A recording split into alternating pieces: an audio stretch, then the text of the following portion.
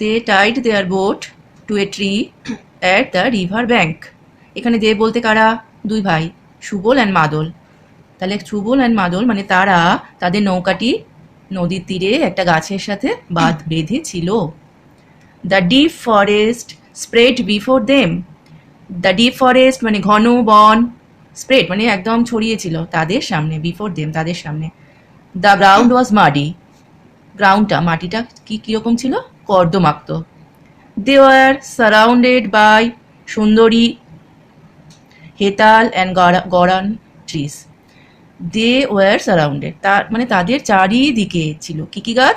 সুন্দরী, হেতাল এবং গরান গাছগুলি। The two brothers entered the wild forest. Wild forest বলেছে মানে বন্য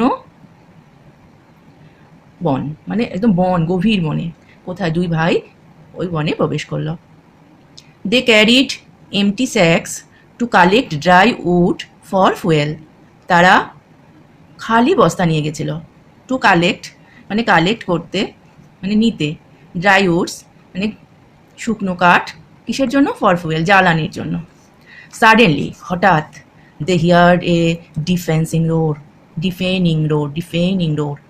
হঠাৎ তারা একটা বিরাট গর্জন শুনতে পেল। The forest was dark. বনটা ছিল অন্ধকার।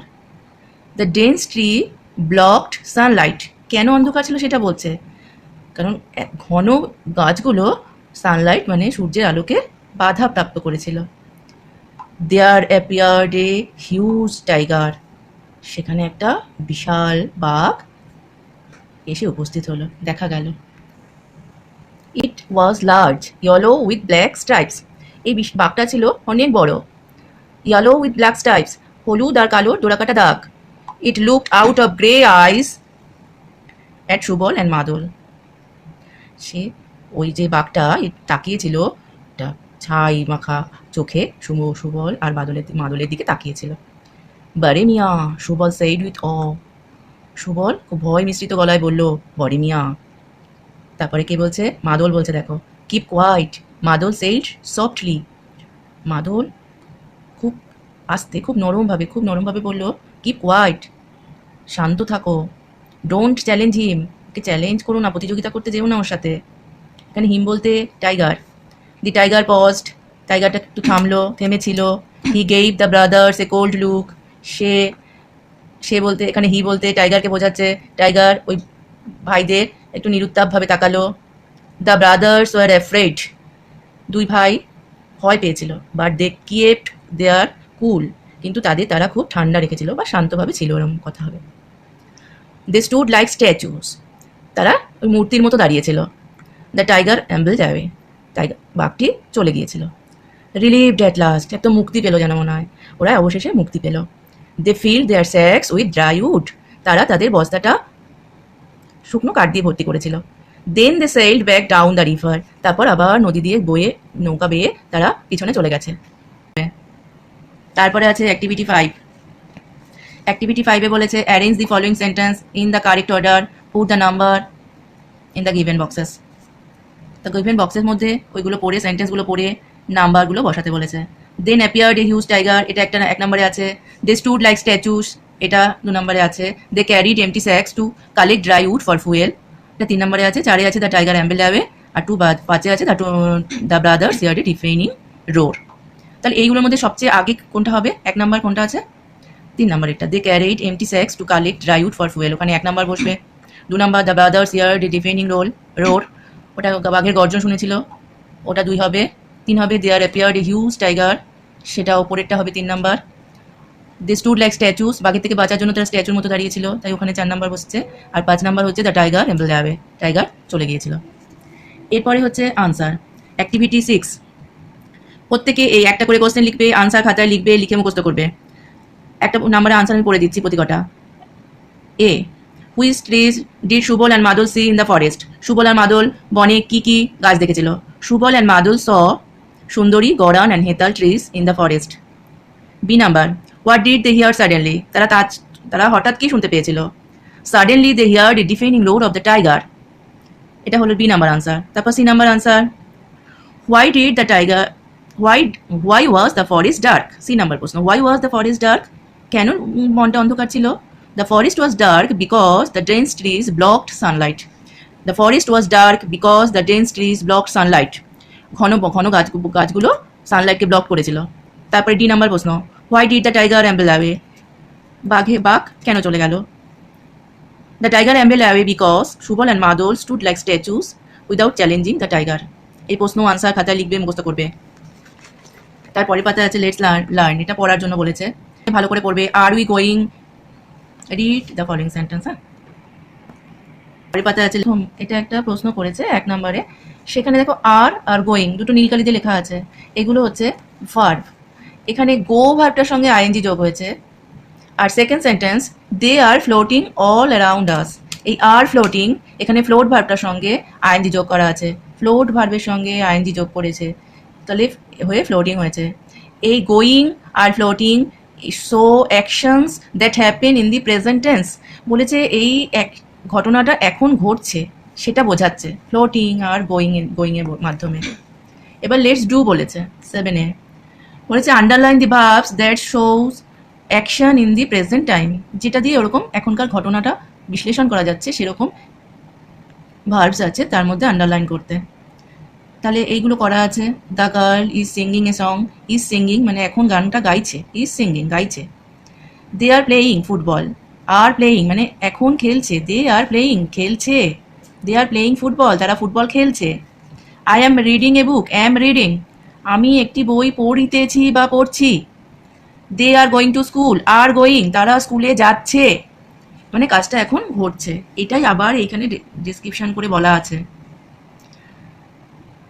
এখানে দেখো নীলকালি দিয়ে লেখা আছে express action going on at the time of speaking, যখন কথাটা বলা হচ্ছে তখন এই ঘটনাটা ঘটছে।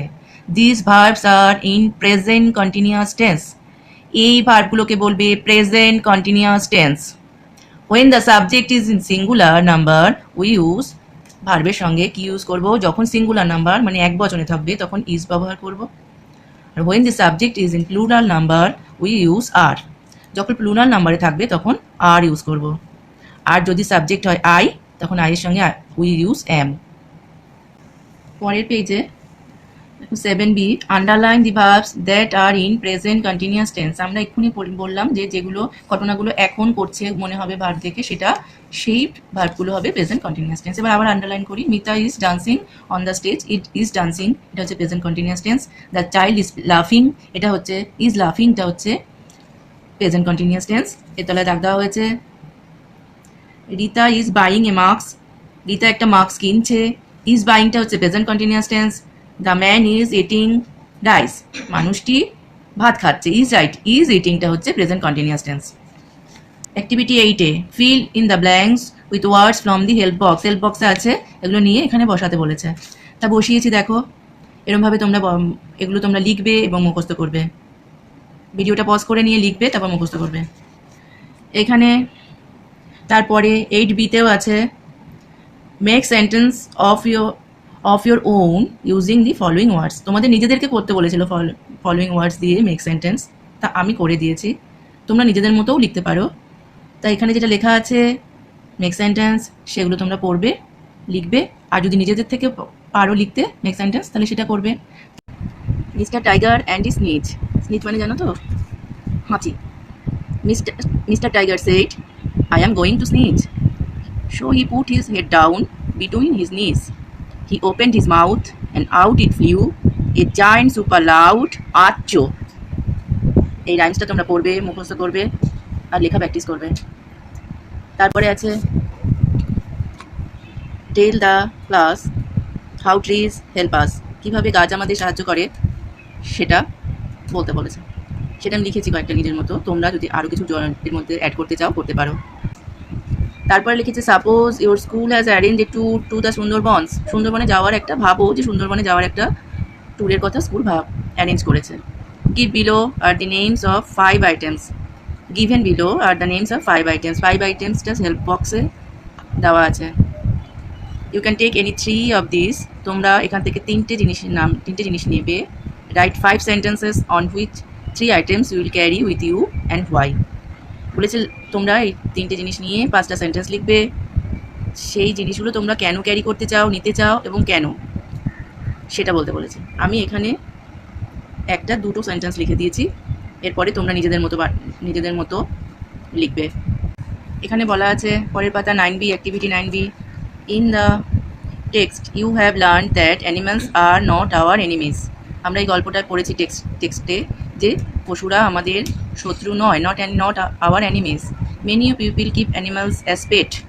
অনেক মানুষই বাড়িতে পশুদের পোষে।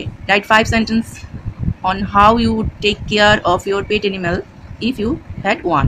যদি তাদের মধ্যে থেকে তোমার একটাকে তুমি পাও, তাহলে তুমি তার কীভাবে যত্ন করবে সেই সম্বন্ধে 5 সেন্টেন্স লেখো, 5টা বাক্য লেখো। You can use the hints given below.